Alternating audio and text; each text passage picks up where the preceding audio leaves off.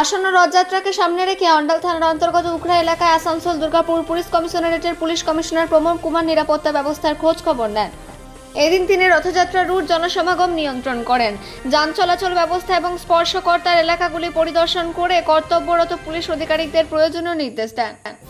পরিদর্শনের পাশাপাশি পুলিশ কমিশনারেটের উদ্যোগে স্থানীয় বাসিন্দাদের জন্য একটি সাইবার সচেতনতা শিবির আয়োজন করা হয়।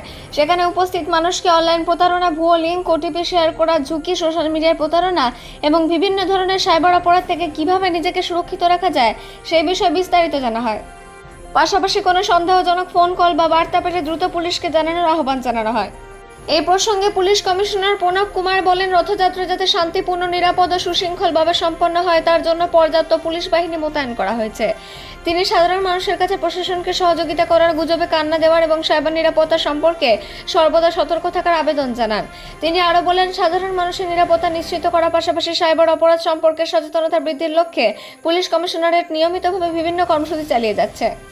এই দিন উপস্থিত ছিলেন এসিপি দীপ কুমার দাস, সিআই সুমন ঘোষ, অন্ডাল থানার ভারপ্রাপ্ত আধিকারিক প্রীতম পাল এবং উখড়া আউটপোস্টের আইসি তন্ময় দে। অন্ডাল থেকে জিতনেসা, রিপোর্ট নিউজে।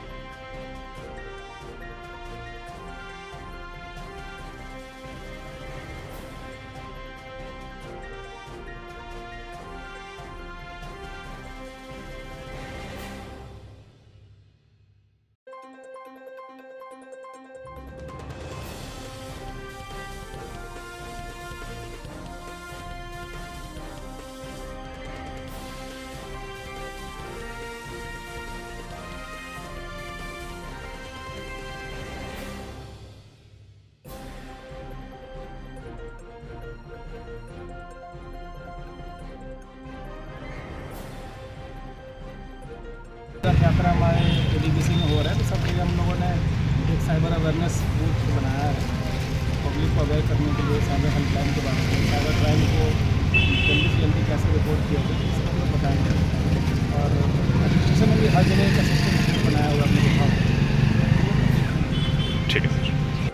আজকে তো রথযাত্রা উৎসব আছে, সেখানে পুলিশের পক্ষ থেকে সাইবার অ্যাওয়ারনেস প্রোগ্রামে একটা আমাদের করা হয়েছে। আমাদের একটা জায়গা তৈরি করে যেখানে প্রজেক্টরের মধ্যে বিভিন্ন অ্যাওয়ারনেস দেখানো হচ্ছে এবং এখানে সাইবার হেল্পলাইন নাম্বার 1930 শো করা হচ্ছে। মানুষের কারো যদি সমস্যা হয় সে সাইবারে কথা বিপদে পড়লে এটা কথা বলার জন্য এর নাম্বারটাকে হেল্পলাইন নাম্বার আছে।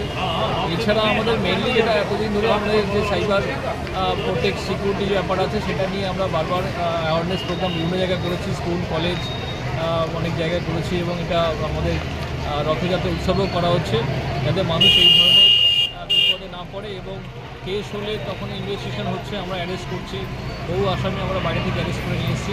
বাট যাতে মানুষ এই ধরনের অ্যাওয়ারনেস যদি তাদের মধ্যে থাকে তাহলে এই ধরনের ঘটনাগুলো যাতে না ঘটে তাদের সঙ্গে, সেই জন্য আজকের এই অ্যাওয়ারনেস। এবং সেখানে আমাদের লিফলেটও বিলি করা হচ্ছে বিভিন্ন এতে, যাতে সেগুলো পড়ে পাবলিক অ্যাওয়ার হয় এবং সেগুলো থেকে বিরত থাকে এবং কারোর ফাইন্যান্সিয়াল লস না হয়।